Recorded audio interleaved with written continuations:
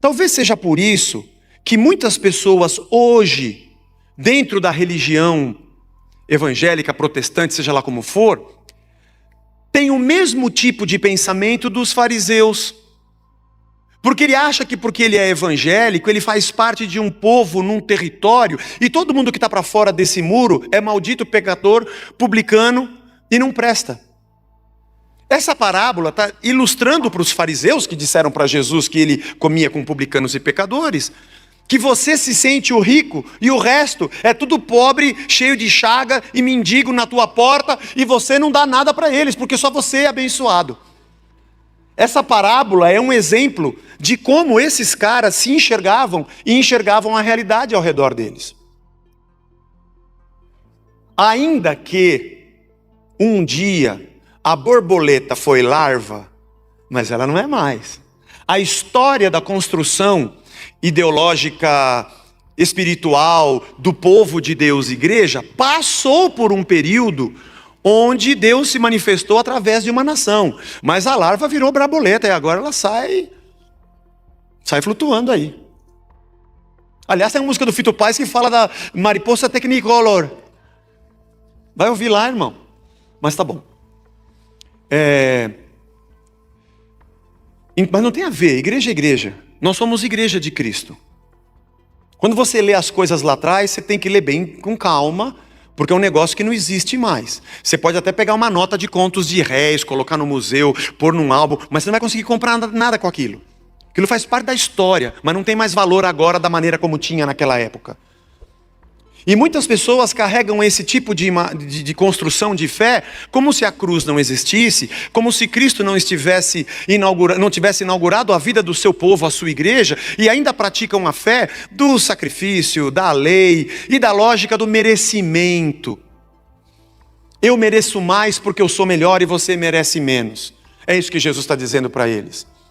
E naquele caso, por serem religiosos que estavam sempre próximos da lei e do cumprimento da lei, ainda que apenas externamente e não no coração, eles se sentiam mais. Tem um detalhe interessante, é que nenhuma parábola de Jesus, nenhum personagem, em todas que ele contou, bom, só nessas que nós passamos aqui, ninguém tem nome.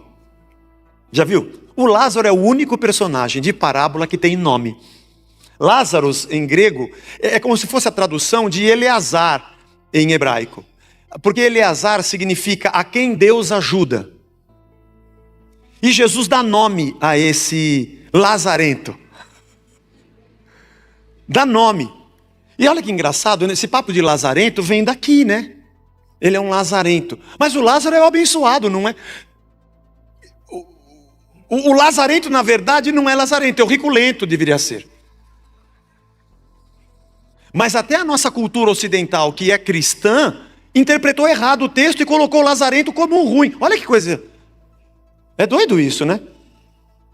A gente lê o texto, interpreta errado, cria um ditado errado, um apelido errado e sai crendo. Mas isso não é o pior. O pior é que nós praticamos a fé da maneira errada. Nós sentimos que somos melhores do que os outros. E essa acaba sendo a nossa satisfação.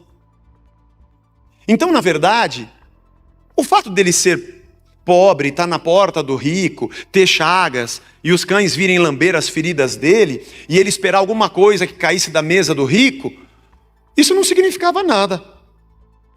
Que Deus estava menos com ele e mais com o outro, porque o outro tinha mais dinheiro. Não é assim que se mede a sua caminhada com Deus.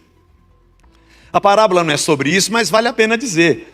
Porque se você está empregado ou desempregado, se você pega um ônibus, se você é motorista do ônibus ou dono da frota do ônibus, não implica na sua espiritualidade de recompensa.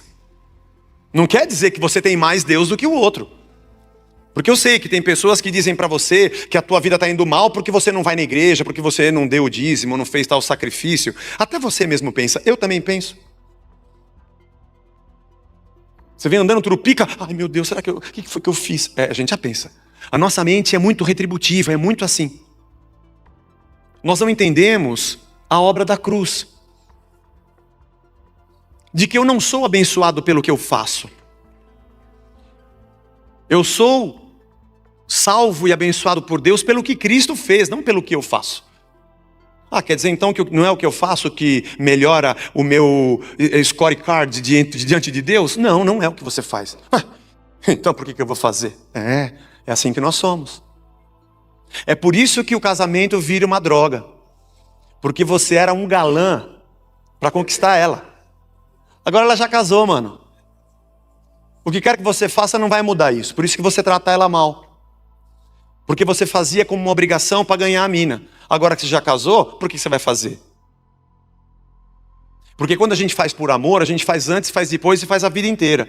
Quando a gente faz por interesse, a gente faz só até ter o que a gente quer. Essa é a religião que existe hoje. De pessoas que fazem alguma coisa para Deus, a oferta que Ele dá, o ministério que Ele trabalha, o trabalho, a escala que Ele cumpre na igreja, porque Deus vai abençoá-lo mais. A hora que você prega que Cristo fez tudo na cruz e por Ele somos abençoados, a primeira pergunta que vem é: então por que eu vou estar na igreja trabalhando, dando oferta? Não precisa, né? Então, no seu caso não precisa, você fazia só por interesse. Então pode ir, fica tranquilo, não precisa mesmo. Agora, quando eu olho para a obra da cruz e eu digo: meu Deus, olha o que Cristo fez por mim, o salário do pecado é a morte, e eu sou um pecador, eu sou o lazarento.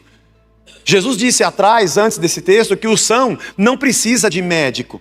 Por isso que o fariseu se sentia melhor do que os outros, e Jesus disse: eu vim para quem se sente pecador mesmo, é com eles mesmo que eu quero ficar, porque eles entendem que precisam de mim, e vocês acham que já tem tudo. Então, os sãos não precisam de médicos, só os doentes.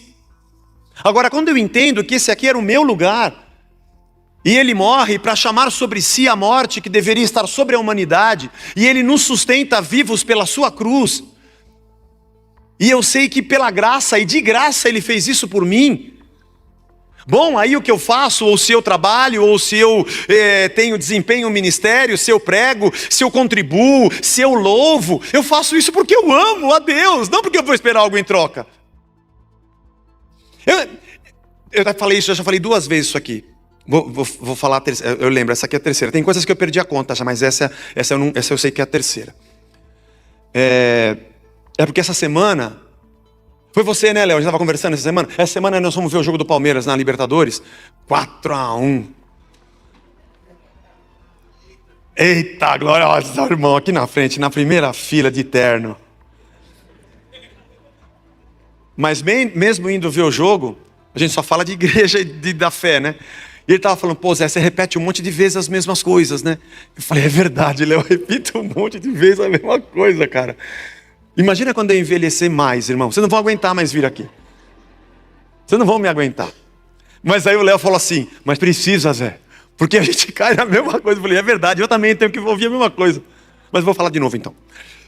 Vou pegar uma cadeira que não tem ninguém para não pensar que eu estou falando de vocês, tá? Nunca falaria de você, ainda mais uma camisa dessa. 2 pessoas sentadas na igreja, uma do lado da outra.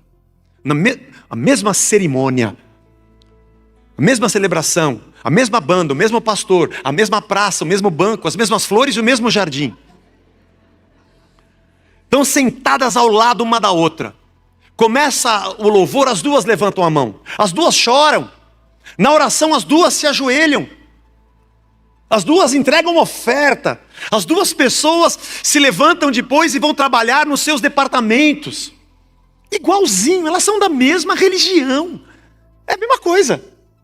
Só que uma, quando levanta a mão e adora e diz: obrigado, Senhor, porque esse lugar era para ser meu e o Senhor tomou meu lugar, por isso que eu te agradeço. Quando começa a oração, ela cai de joelhos e chora e fala: Senhor, o Senhor é muito bom, minha vida está nas tuas mãos. E ela contribui porque ela diz: eu de graça recebi, de graça eu vou repartir, e eu sou grato por tudo que tenho, e eu quero ser uma bênção para quem não tem, do jeito que o Senhor é para mim, porque eu não tinha nada e eu não sou ninguém. E aí quando ela levanta, ela fala: eu quero servir, e eu quero, o que eu posso fazer para ajudar? Porque Deus me deu vida, e eu quero ser vida na vida de quem não conhece Ele. E a outra pessoa do lado, ela levanta a mão no louvor, porque se ela louvar, ela vai ter vitória. E ela chora e ora, porque ela aprendeu que se ela se humilhar, Deus vai abençoá-la. E ela entrega a oferta porque disseram que se ela fizer um sacrifício, Deus vai contemplá-la. E ela depois sai trabalhando que nem uma doida na igreja para falar: pô, Senhor, eu trabalho tanto na igreja, por que o Senhor não me abençoa? A prática é a mesma. E parece que é a mesma religião.